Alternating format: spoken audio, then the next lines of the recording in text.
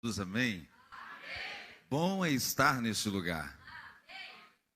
Desde a primeira vez que eu vim aqui ministrar, eu fiquei com saudade e sempre terei saudade de vocês. Amém? Uma igreja que tem um ministério de louvor, os mais belos que eu já vi. Eu fui ouvir uma canção que o pastor cantou aqui. Toda vez que eu vou ouvir ela no YouTube, parece que fica a voz do pastor Gêbio lá na canção. Marcou tanto. Eu estou muito feliz, quero louvar a Deus pela vida do pastor Gêbio, pela vida da pastora Andréia. Eu só não gravei o nome da pastora matriarca Carmozina, que nome chique. Deus abençoe. Olha, nome carinhoso. Alguém deu sempre capricho com alguns, né? O meu é Kleber, não vou falar nem o significado, mas tudo bem. Abra sua Bíblia na carta de Paulo aos Efésios, capítulo 4. Trago o abraço do meu pastor Elton Monteiro, pastora Aline Monteiro. Um abraço da minha esposa também, pastora Kelly, a nossa pequena filha de 4 anos, a Heloísa. Bendito seja o nome do Senhor. Carta de Paulo aos Efésios, capítulo 4, versículo 13 até o 15.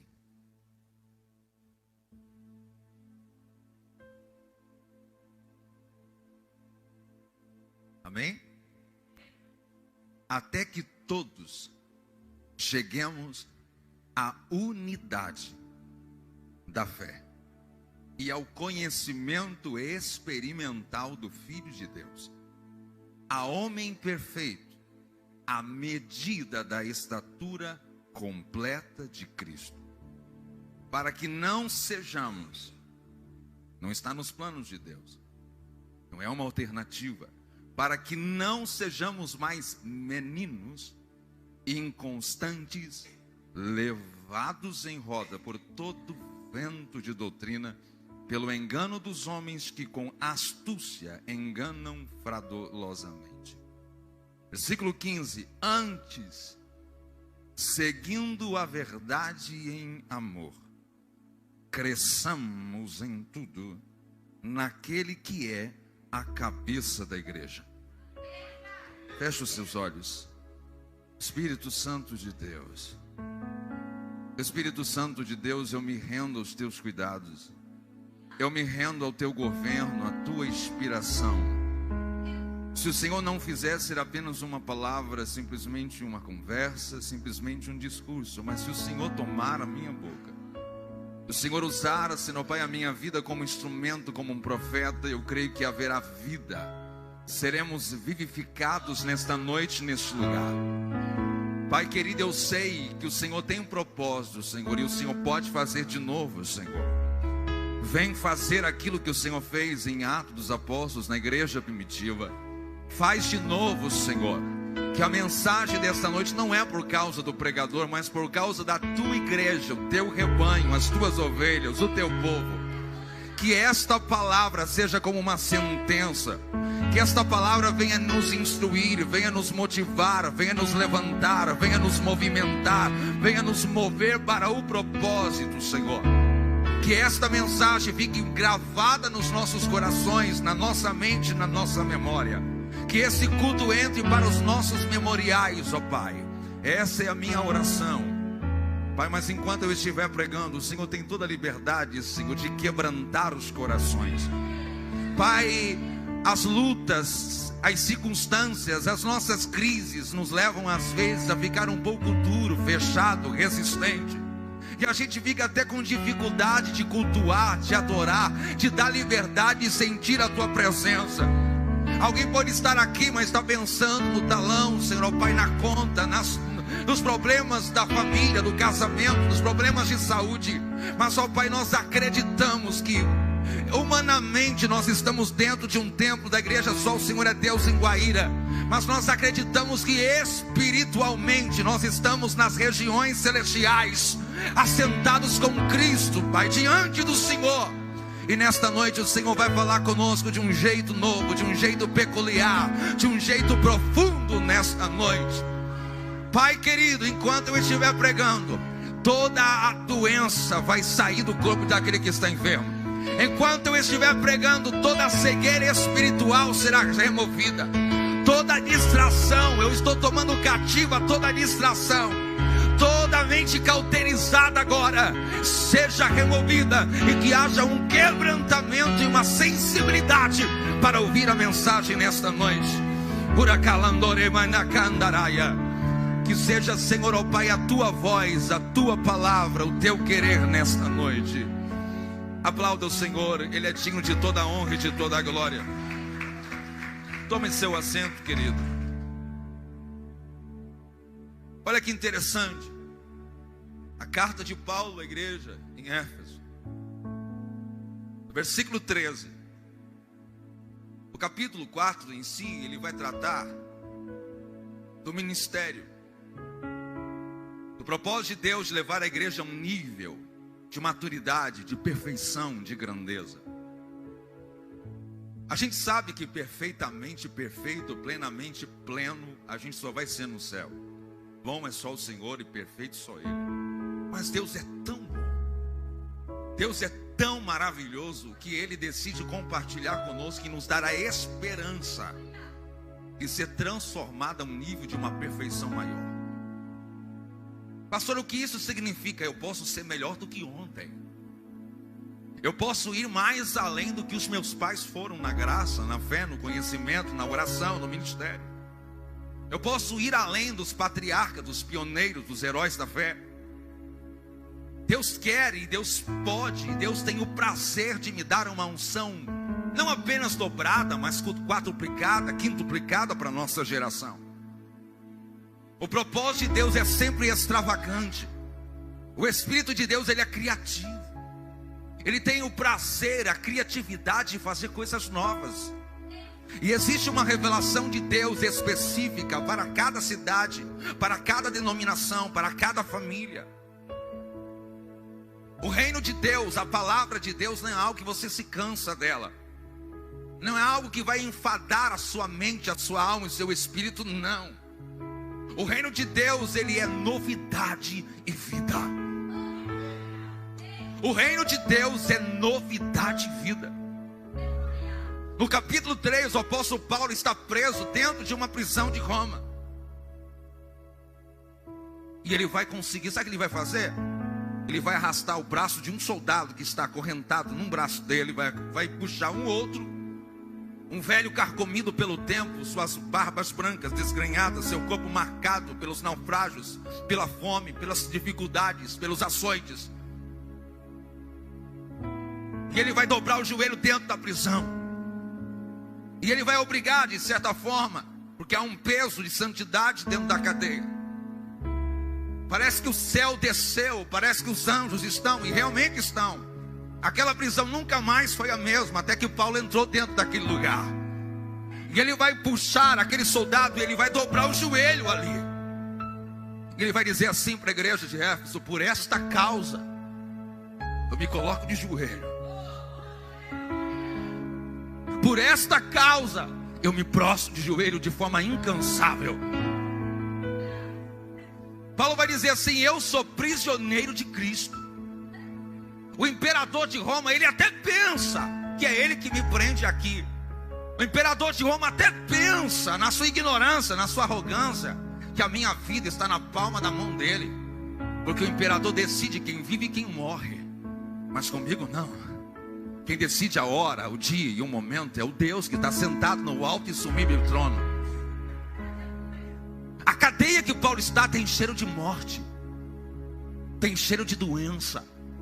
A prisão que Paulo está, para muitos seria o melhor lugar para você tirar sua própria vida, porque não há expectativa, não há esperança, não há luxo, não há conforto.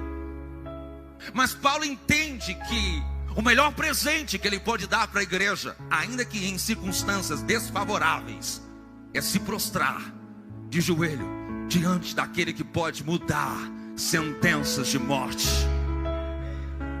Paulo vai puxar aquele soldado e vai dobrar o joelho e vai dizer: olha, por esta causa eu me prostro. E eu vou orar por vocês, igreja de Éfeso. E eu não vou parar de orar.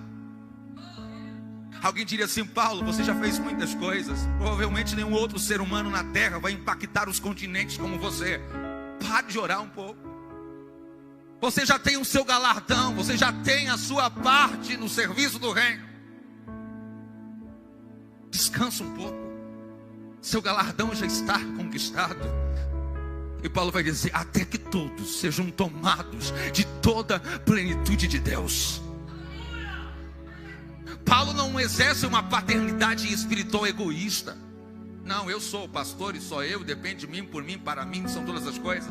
Paulo não é um músico, por mim, para mim, através de mim são todas as coisas. Ele não é um fim em si mesmo, mas ele entende que da fonte que ele está experimentando, todo filho de Deus pode experimentar. O trono de Deus, do qual ele se apresenta todos os dias. Não é só ele, Paulo, que tem acesso a esse ambiente de glória nas regiões espirituais, mas até o menor, mais pobre, até o mais incrédulo, até aquele que não tem estudo, independente da raça, da cultura, todos podem ser cheios de toda a plenitude de Deus.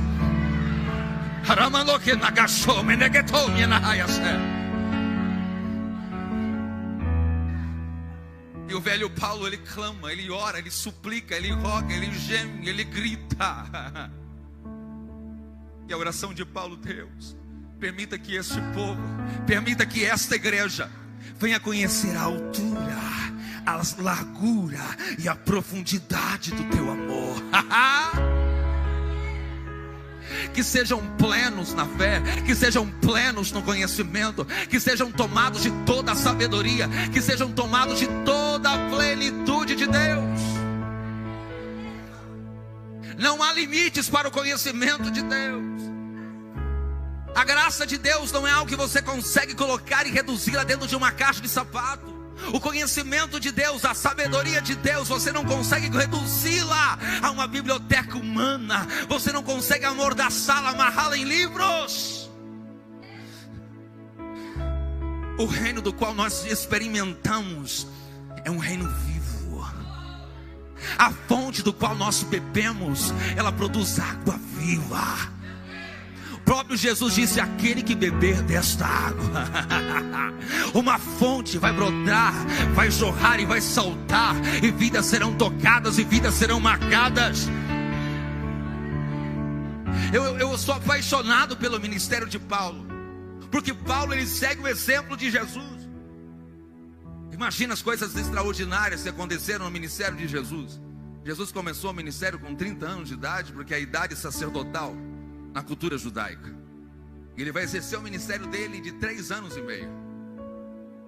E um dos apóstolos vai dizer que tudo que Jesus viveu em 3 anos e meio, a gente só tem uma parte objetiva, específica, profunda. Sabe? O que está escrito em Mateus, Marcos, Lucas e João, os evangelhos sinóticos, é o que o Pai decidiu e ficasse registrado para tocar e marcar as nossas vidas. Mas um dos apóstolos vai dizer que o que ele fez, o que ele ensinou e os milagres que ele operou, os livros não suportariam, o papel não suportaria tanto conteúdo. O que Deus fez através de Jesus em Jerusalém, na Galileia, no Jordão, naqueles lugares extraordinários da face da terra, os livros não poderiam conter. O poeta vai dizer que faltaria árvores, folhas, celulose, para produzir papel, papiro, para poder registrar tudo o que ele fez. É só uma parte do que ele fez. E Jesus vai dizer assim: olha, eu vou subir para o Pai, eu já estou subindo, mas eu tenho uma promessa para os meus discípulos: vocês farão obras maiores do que essas.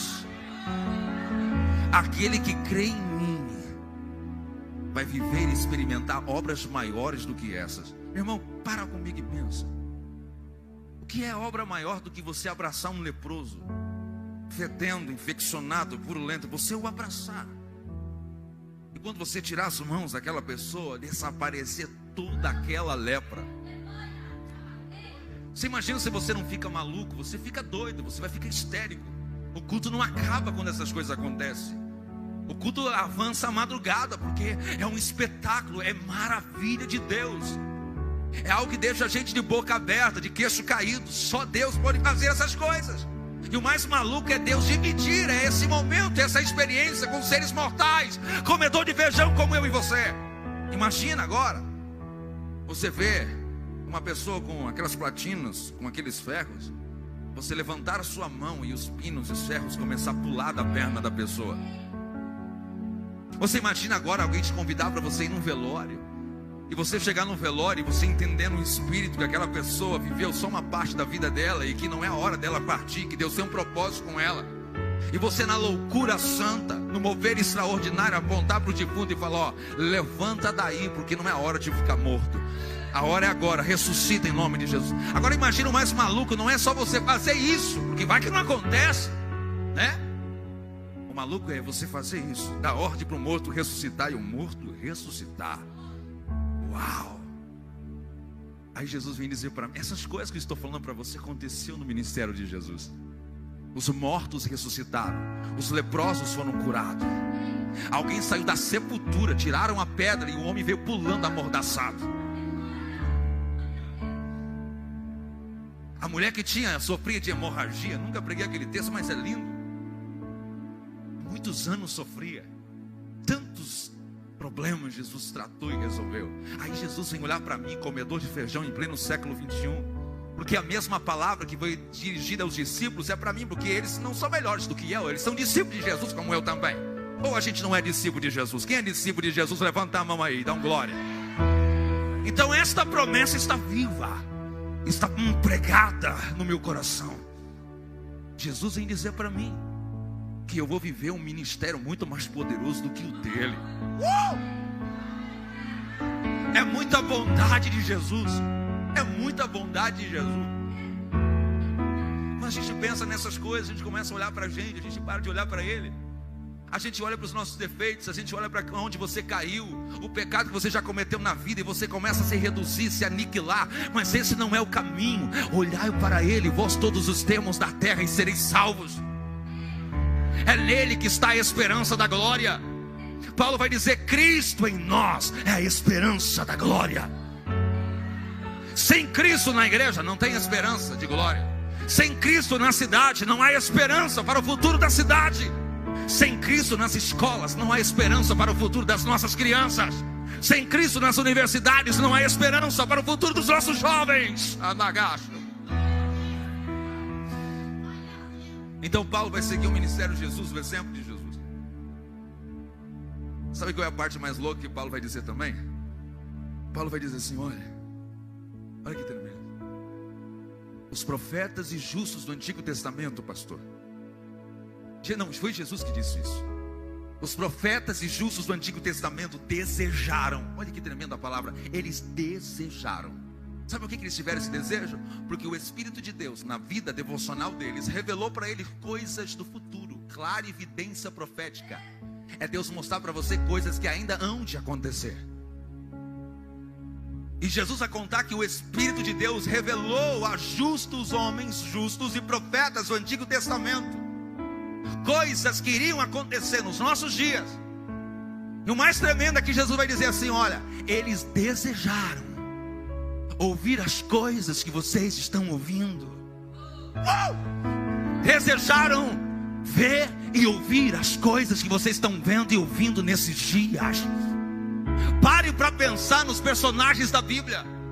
Pare para pensar nesses homens extraordinários que estão marcados, que fizeram história, os grandes heróis, na galeria dos heróis da fé. E Jesus vai dizer para mim que eles desejaram ver o que eu posso ver. Eles desejaram ouvir aquilo que Deus quer falar aos meus ouvidos. O que Deus tem para nós é muito maior do que Ele revelou para os judeus, para Israel. O que Deus tem para nós é muito maior do que Ele revelou para a igreja primitiva. O que Deus tem para nós é muito maior do que Ele revelou para a igreja que morreu na arena do Coliseu. É maior do que a igreja na Idade Média, na igreja que sofreu a Inquisição, a perseguição. Nunca diminua o seu Deus e o evangelho que você prega, e o reino de Deus que você desfruta. O reino de Deus é novidade, é coisas grandes. Eu não posso diminuir o Deus que eu sirvo. E eu vou provocar você: o câncer ainda vai embora, a morte tem que ir embora, a doença tem que desaparecer. O meu Jesus cura a Covid, o meu Jesus cura a AIDS, o meu Jesus salva.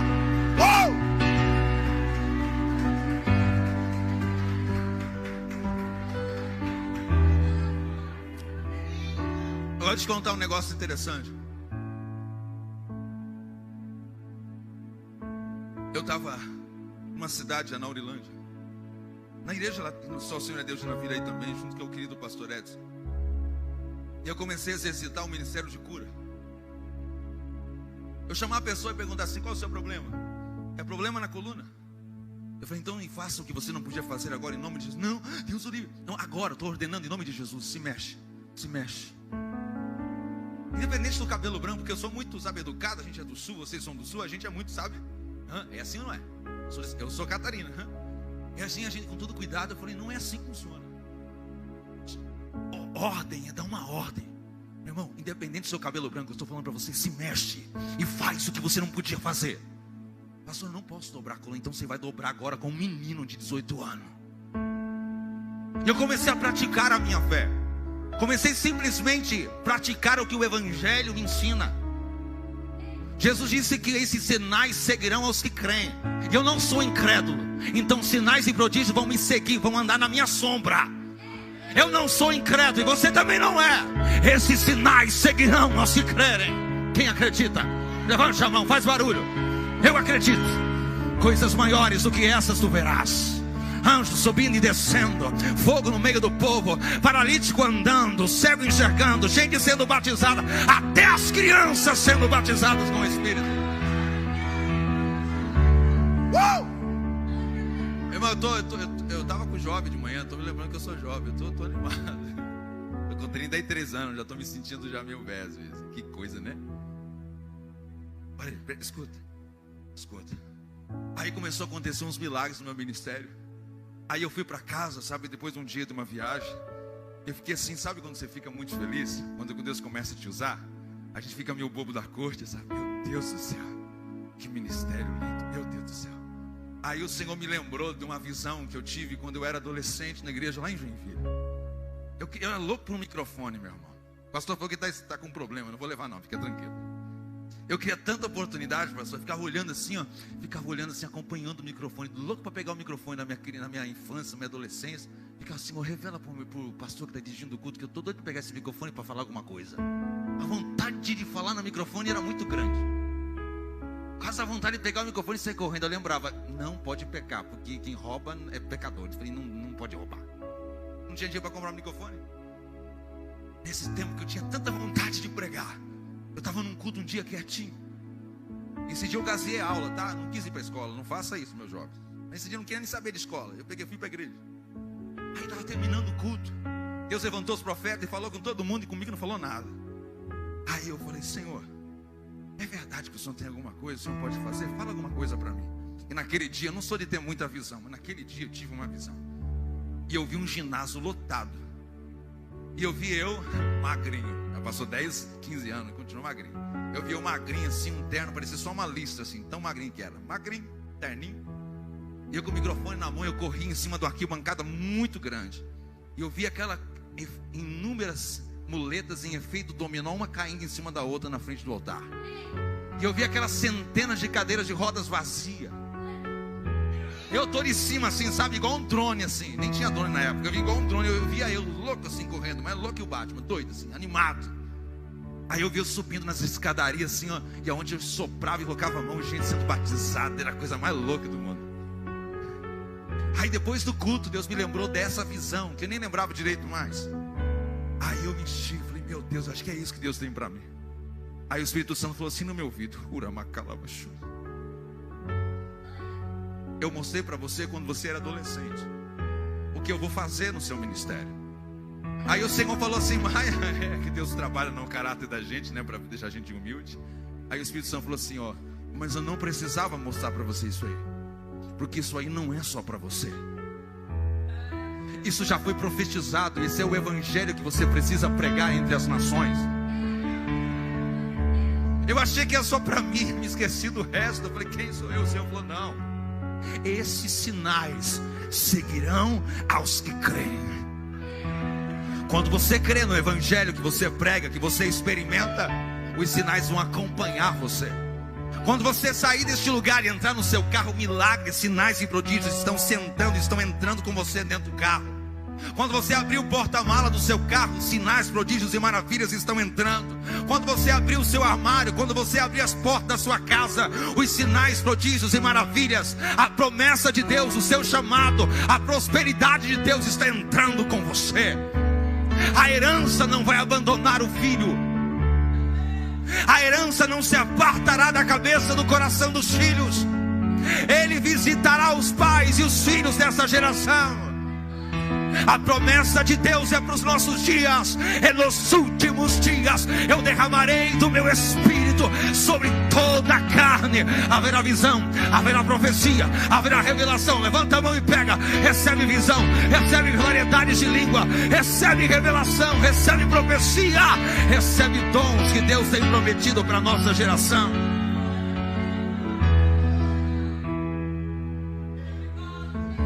Pastor, o que é isso? Está escrito. É desse jeito que eu preguei de manhã. É desse jeito que Jesus venceu as tentações. É desse jeito que Jesus enfrentou o diabo, o inferno e seus demônios. Está escrito. Quando você encarar as enfermidades, você vai dizer: está escrito, em meu nome imporão as mãos sobre os enfermos e os curarão. Não é para experimentar, para ver se funciona, para ver se Jesus ainda está na moda. É colocar a mão e curar.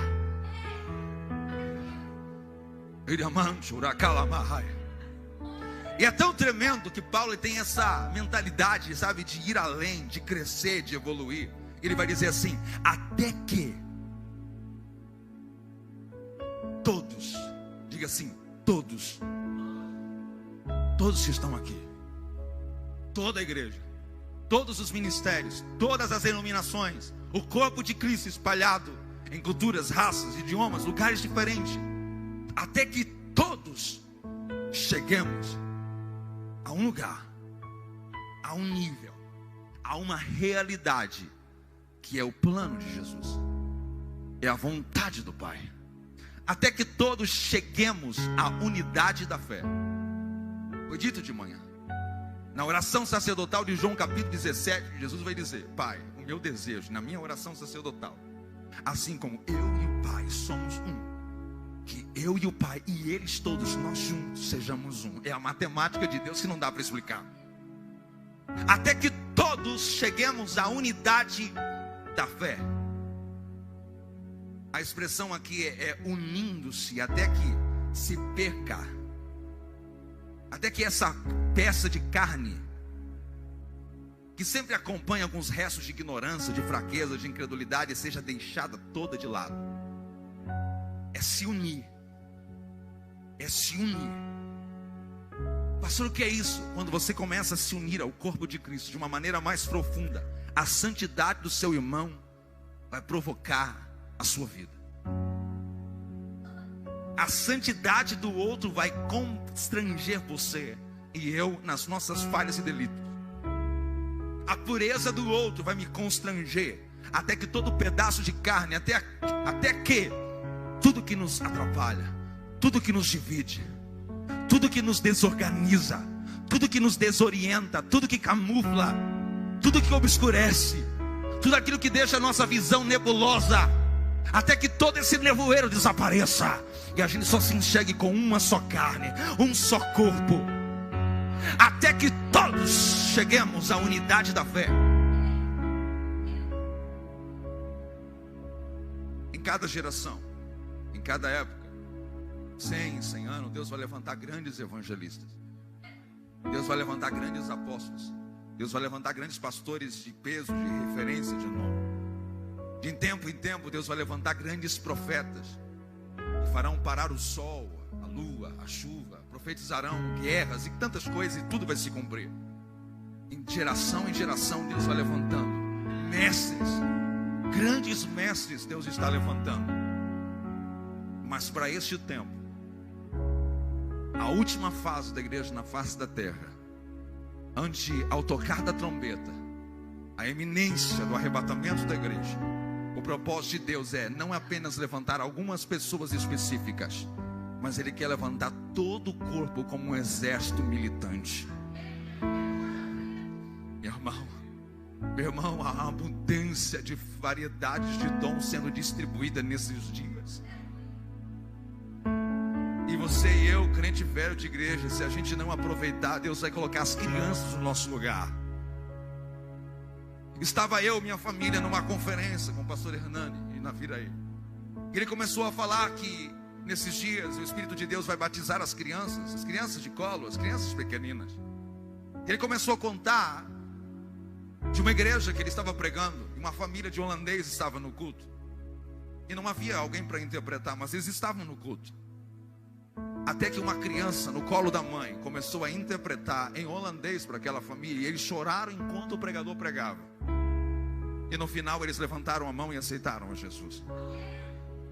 Mas o mais maluco é que a mãe chorava e não parava de chorar. E alguém chamou a mãe e disse: o que é, senhora? O que está acontecendo com a senhora? Ela falou assim: olha, o mais maluco não é simplesmente meu filho interpretar no idioma que ele nunca falou. O mais maluco é meu filho com 4 anos de idade falar pela primeira vez. Porque ele nasceu e não poderia falar. Nasceu com deficiência. E hoje ele falou pela primeira vez. Falou no idioma que essa família precisava ser ministrada. Ele recebeu a capacidade de falar o seu idioma natural, e ainda recebeu o poder de falar o idioma do Espírito ao mesmo tempo. Esses são os dias profetizados pelo profeta Joel.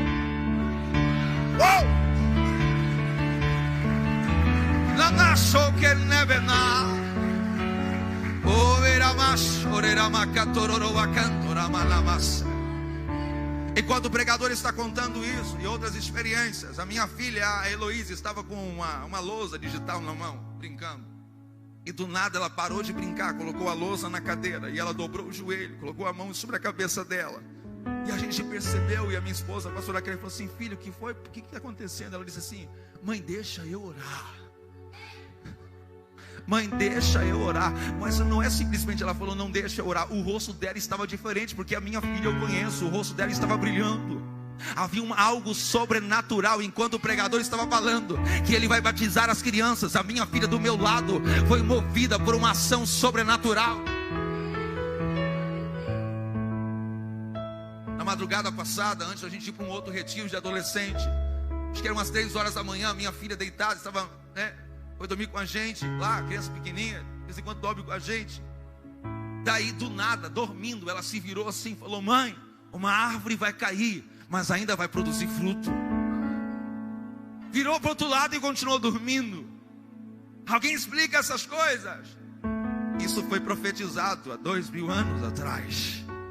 Esses são os dias proféticos. Esses são os dias do mover do Espírito Santo de Deus. Não aceite passar tempo na igreja e ainda não falar em línguas estranhas. Esse é um presente de Deus para toda a carne. Esse é um presente de Deus para cada um que aqui está. Não tenha vergonha de orar em línguas, porque aquele que ora em línguas, ele edifica a si mesmo, ele ora mistérios. E o seu espírito é fortalecido, há uma edificação no seu espírito. Não se esqueça, não somos pentecostais. E pentecostais acreditam no mover do Espírito, acreditam que Deus ainda batiza, acreditam em profecia, acreditam em cura. Se você ainda acredita, diga: eu vou ser, eu sou, Deus vai me usar, Deus está me usando, eu sou um profeta de Deus nesta geração. E olha lá, até que todos cheguemos à unidade da fé. Uma fé que a gente vai falar assim: poxa, eu queria ter a fé daquele pregador da televisão, pastor. Meu Deus do céu, que fé doida é aquela? Acrescenta-nos a fé, papai do céu. Pastor, que a minha fé ela é do tamanho de um grãozinho de mostarda, tão pequenininha. Mas a Bíblia diz que se for só do tamanho de um grão de mostarda, imagina o impacto, imagina a revolução, imagina o que vai crescer. O problema não é tentar calcular. Deus não vai mandar um anjo para dimensionar, para calcular, colocar a sua fé numa balança. Não, o problema é não usar aquilo que a gente pensa que é pequeno, acreditando que aquilo que é pequeno não pode acontecer coisas grandes. O problema é não usar a fé. Quanto mais você exercita a sua fé, você vai crescendo em experiências sobrenaturais de Deus. Ao ponto que agora você não só simplesmente acredita que você pode orar para alguém que está com uma dor de cabeça terrível, mas você pode orar para alguém que está no estado terminal de câncer. Paulo está dizendo: até que todos cheguemos à unidade da fé, é estar unidos e todos cheios de fé. Todos acreditam na graça de Deus, todos acreditam que Deus salva, que Deus perdoa, que Deus liberta, que Deus transforma. Todos acreditam. É uma fé sobrenatural, é um dom da fé que Deus dá para todo o corpo de Cristo. O corpo de Cristo não é um corpo que se movimenta na terra, movido por incredulidade. O corpo de Cristo, cujo cabeça é o próprio Cristo, é o corpo dele. E Deus não é incrédulo. Deus acredita em você, senão teria investido em você. Deus não é um Deus incrédulo. Ele acredita naquilo que Ele pode fazer através do corpo dele, através das suas mãos, através dos seus olhos, através dos seus pés, através da sua voz. Até que cheguemos, até que caminhe, ore mais, estude mais, frequente mais, se prostre mais, se renda mais, se derrame mais, se humilhe mais, adore mais, clame mais, suplique mais, grite mais alto. Deus, eu não vou parar até que eu chegue a um nível de perfeição, a um nível de unidade, a ponto que eu seja assim, eu e Deus, é desse jeito assim, nós é tete a tete, lado a lado, sabe? Deus, sabe quando a gente é casado? A gente é casado, a gente dá uma olhada assim, a mulher já entendeu. Sabe quando os pensamentos, parece que uma química, o cérebro parece que está tudo alinhado? Você e Deus, meu irmão, quando você começa a pensar os pensamentos dele, quando você começa a sonhar os sonhos dele, quando você começa a desejar as mesmas coisas que ele deseja para as pessoas, para a sua vida, para os seus filhos, tudo se torna diferente. É uma unidade, há uma química, há uma ligação, entranhas de amor, entranhas de misericórdia, estar amalgado, estar agarrado, estar tomado dele, envolvido nele, ao ponto que o mundo olha para você e não vê nada de incredulidade, mas só vê fé. Pastor, onde é que você vai, irmã? Vou lá pedir oração para a irmã Maria. Mas por que para a irmã Maria? Não tem um monte de gente para você orar? Não, é que a irmã Maria, ela tem uma fé. Não é como todo mundo ora, pastor. Mas quando a irmã Maria ora, eu sinto fé. Ela me passa uma convicção, ela me passa uma certeza, que eu saio de lá confiando que Deus vai mover as águas, que Deus vai abrir as portas. É assim ou não é? Quando você encontra um crente cheio de fé, você fala assim: se eu orar e a irmã Maria orar, coitado de mim. Eu orar, irmão Pedro orar, não, quem sou eu? Paulo está dizendo: até que todos nós cheguemos à unidade da fé. Você crê em toda obra, em todo convênio, em toda a promessa de Deus. Olha lá, segundo ponto: e ao conhecimento experimental do Filho de Deus. A natureza da verdadeira fé, em que consiste? É quando o Filho de Deus é conhecido. A natureza da fé, a vida de fé, é conhecimento experimental. Jesus não é uma teoria para ser estudada. Jesus, ele é vivo para ser experimentado. Jesus é experimental. Você pode experimentar a sua voz. Você pode desfrutar do seu toque, do seu abraço, do seu consolo, do seu refrigério, dos seus ensinamentos, do seu cuidado. Ao conhecimento do Filho de Deus. É mais do que palavras, é mais do que versículos. É o versículo vivo, é a palavra viva entrando dentro do seu coração. Eu não tenho dificuldade de ouvir ninguém, mas a gente não é bobo, a gente percebe quando alguém vai falar. Somente gente já de tempo, né? Não estou falando quem está começando. A gente vê que, sabe, parece que a pessoa está jogando muita letra, sabe, está enfada a gente. Mas quando você vê a pessoa conversando e falando de Jesus com alguém que conhece Ele, anda com Ele, vive tão perto de Jesus. Eu penso, sabe em quem? Eu penso em Enoque. A Bíblia diz que Enoque andou tanto com Deus, e Deus descia para andar com ele, que Deus, eu acho que pensou, chamou os anjos, falou assim: vamos evitar esse negócio de sobe e desce, vamos fazer Enoque subir para cá. E a Bíblia diz que ele desapareceu da terra. O desejo de Deus de andar tão perto de Enoque. E Enoque andava tão perto de Deus que ele falou assim: mas eu não quero mais andar com ele lá, eu quero que ele ande aqui. Conhecimento de Jesus. Está horário, pastor? Até que todos cheguemos à unidade da fé e ao conhecimento experimental do Filho de Deus. Para quem você deve olhar? Quem é a sua referência? Quem é o seu modelo? Seu modelo é Jesus. Modelo perfeito é Jesus. Terceiro ponto que me chama a atenção aqui, Paulo vai dizer assim: até que todos cheguemos à medida da estatura completa de Cristo. Uau! Uramanaché. Um homem instruído.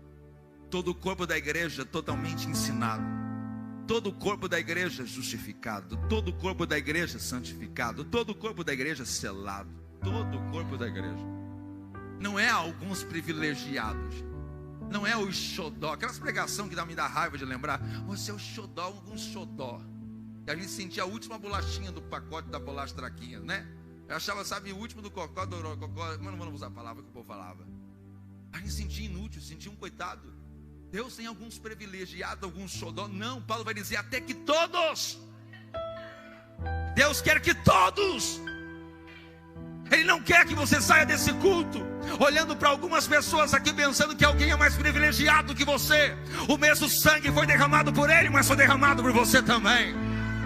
Ele foi para a cruz por esses que você pensa que são privilegiados, mas ele foi para a cruz por você também. Derramou até a última gota do seu sangue. Ele faria de novo se fosse preciso, mas não há necessidade dele ir para a cruz, porque basta só um sacrifício e você ter fé na obra completa de Cristo e você desfrutar daquilo que ele prometeu para a sua vida. Deus quer transformar você em um homem perfeito. Deus quer transformar você em uma mulher perfeita. Qual é a maior perfeição do cristão? Como que eu posso alcançar essa perfeição, pastor? Qual é a mãe que não quer ter um filho perfeito, mas tem os seus defeitos? Tipo eu lá de casa sou mais bonito. Cadê? O filho perfeito, funcionário perfeito, o namorado perfeito, a namorada perfeita, o pastor perfeito, o pregador perfeito. Como posso alcançar essa perfeição, ir além? Existe um nível de plenitude que é encontrado em Cristo. Nele você pode ir mais além. Sabe aquela ignorância antiga? Não, é que eu nasci assim, pastor. Quem quiser me engolir, que me engula. Não deu, é com farinha, bota suco, bota tangue, bota aí um suquinho, daquele suquinho, sabe aquele suquinho de 10 centavos que tinha antigamente, que deixava a gente com a língua colorida? Que suco. Quem quiser me engolir, aquele suquinho lá vai. Maracujina, pastor, vai maracujina junto. Não, é que meu pai é assim, meu pai me ensinou assim, né? Não quero mais, não dá, já estou velho, não vou mudar mais não. Dá para mudar. Dá para mudar. Dá para ser mais educado? Dá. Dá para se esforçar para ser mais gentil? Dá. Dá para se esforçar para ser mais carinhoso? Dá para tentar se esforçar, abraçar alguém? Dá para se esforçar? Olha, eu vou te falar um negócio, hein? Uma vez eu vi um irmão dar o testemunho, um ancião, coitado, gente, com todo respeito, os anciãos não me batem. Ele falou: meus irmãos, Deus me deu uma graça para ter uma vida tão santificada que eu estou com 82 anos que eu nunca beijei. Aí eu falei: meu Deus, 12 filhos, nunca beijou? 12 filhos e ele nunca beijou? E ele achava que estava perfeito, mas tudo bem. A plenitude está em Cristo. Nele está a perfeição. Olha o que vai dizer Davi em 1 Reis capítulo 2, versículo 2. Davi está para morrer, está no leito, e vai mandar chamar Salomão. Salomão é quem vai assumir o trono de Israel. Ele vai dizer algumas coisas para Salomão. Mas Salomão é o seguinte: eu vou pelo caminho de toda a terra. Eu vou pelo caminho normal, que a todo homem compete um dia descer à sepultura. Eu vou pelo caminho de todo mortal da terra. Mas você, ser forte, se comporte como homem. Se tu homem. Se fosse uma filha, Davi diria: seja mulher de verdade. Não é qualquer coisa, não. Não é na referência da Globo, não. Não é na referência das mídias, né? Não é nas referências que o mundo tenta pintar e desenhar aí, não. Elas não são o nosso padrão de beleza, não. Existe uma beleza e uma graça que está aqui, no meio do povo de Deus, que o mundo não tem. Existe uma perfeição e uma grandeza que não se encontra lá fora. Aí Davi vai dizer assim: eu vou pelo caminho de toda a terra, e você, é a sua vez. É como se Davi dissesse assim: olha, o meu tempo de lutar por buscar perfeição e crescer em Deus já foi. Porque agora, ó, o calendário voou, o relógio voou, é hora de eu partir. E Davi sabe, Davi não tem amnésia. Davi está velho, cansado, sem vigor. Ele sabe dos seus erros, mas também sabe dos seus acertos. E ele sabe que o Espírito de Deus falou na sua boca. Ele sabe que a graça de Deus o alcançou. E ele vai dizer: Deus sabe que a minha casa não foi assim tão perfeita quanto deveria ser. Mas ele vai dizer para Salomão: é a tua vez. Seja homem. Ele está dizendo: alcance maturidade. Acredite que é possível crescer. É possível evoluir. 1 Crônicas capítulo 28, verso 9. Tu, meu filho Salomão, conhece o Deus de teu pai. Sabe o que Davi está dizendo para Salomão? Experimenta o Deus do seu pai, para que não fique apenas uma história que você vai se lembrar dela, para que você não se lembre apenas como uma experiência que o seu pai teve. Eu não quero viver a contar de experiência dos outros. Eu conto, porque é a nossa realidade, é tudo nosso, é o testemunho da obra. Mas eu não quero viver limitado à experiência de outras pessoas. Davi está dizendo para Salomão: tu, meu filho Salomão, conhece o Deus do teu pai. Jovens que aqui estão, eu me dirijo a vocês: experimente o Deus dos nossos pais. Aos anciões que ainda vão viver muito tempo, experimente o Deus dos personagens da Bíblia. Experimente mais um pouco. Não, o seu ministério não acabou porque você tem cabelo branco. O Espírito de Deus não está limitado à sua fraqueza física, à sua debilidade física, aos seus anos de vida, não. A promessa de Deus é que até os velhos que têm raízes nos atos do Senhor, eles darão frutos viçosos. Vai na Bíblia e você vai ver Simeão, você vai ver a profetisa Ana. Sabe como é que estava Simeão na Bíblia? Ele recebeu uma profecia bem menina, que um dia ele veria com seus olhos a esperança de Israel. A profecia que dirigiram a aquele homem é que um dia ele iria pegar o menino Jesus no braço, entrar no templo e apresentar a Israel e ao Deus que está sentado no trono. Todos os dias ele ia para o templo, quem sabe dizendo: é hoje? Hoje não. Pode ser hoje o cumprimento da minha promessa. E um dia ele entrou no templo e vem entrando um casal pelas escadarias do templo, com uma criança no colo. É o menino Jesus, é Maria, José e Maria. Quando ele vê a criança, vê aquele casal, parece que eu vejo a carne daquele velho homem tremendo, o coração dele que não cabe no peito. José e Maria entram no templo, ele pega aquela criança nos braços, ele levanta para cima, e sabe o que o velho vai dizer? Deus, hoje o Senhor, depois desse culto, depois desse momento, desse cumprimento de profecia, eu estava aguardando esse dia, esta hora. Depois de apresentar esta criança, o Senhor pode despedir o teu servo em paz, porque agora eu vi com os meus olhos o cumprimento, a esperança de Israel.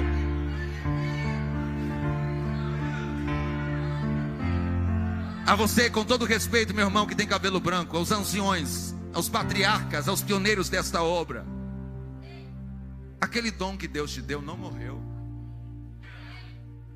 Ué, você está vivo.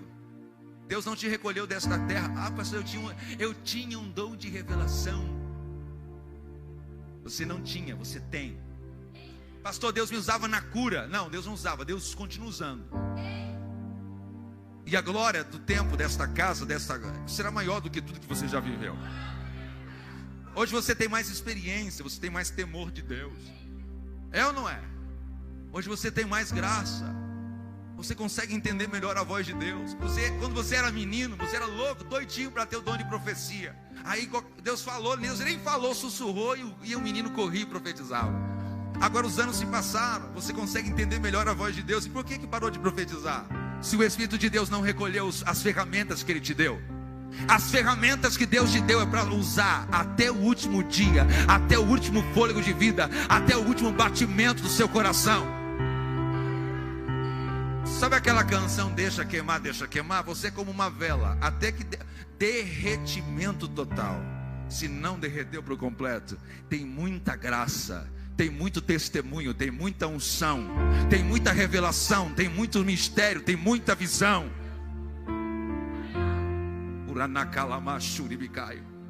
Tu, meu filho Salomão, conhece, experimenta o Deus do teu pai. Sabe por que às vezes nós jovens a gente fica um pouco incrédulo? E os nossos pais contam as coisas que já viveram nas igrejas. Eu me lembro do tempo que a gente vinha, estava conversando com a matriarca aqui, Camazina? Eu falei, Camazina? Eu não gravei ainda. Falei em línguas, brincadeira. Eu me lembro quando a gente vinha andando na rua, de mão dada com o papai e com a mamãe, uma quadra, ali escutava aquele barulho de gente orando na igreja.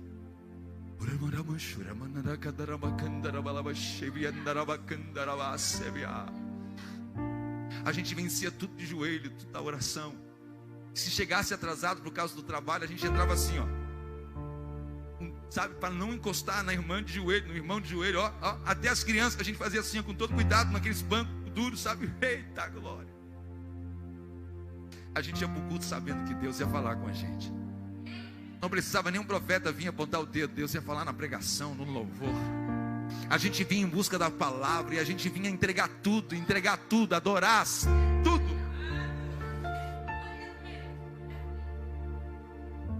Tu, meu filho Salomão, conhece e experimenta o Deus do teu pai e serve-o de todo o seu coração. Meu irmão, você está servindo Deus de todo o coração? Você está servindo Deus de coração íntegro, de coração inteiro, sem reservas? Não é uma parte do seu tempo, uma parte das suas horas, uma parte do seu dia. Você está servindo Deus do jeito que você já serviu em alguma outra fase da sua vida? Você serve a Deus de todo o seu coração? E se alguém não está, Deus está te chamando nesta noite. Servir, oferecer, ofertar, integralidade, por inteiro, sem reserva. Deus quer te usar por completo. Existe uma plenitude, mas ela vai ocupar todos os espaços da sua mente, da sua alma, dos seus olhos, dos seus ouvidos. O Espírito de Deus te quer por inteiro. Davi está dizendo para Salomão: experimenta Deus, mas serve Deus por inteiro. Serve Deus o mês inteiro. Não serve Deus só no culto de domingo. Não serve Deus só no congresso.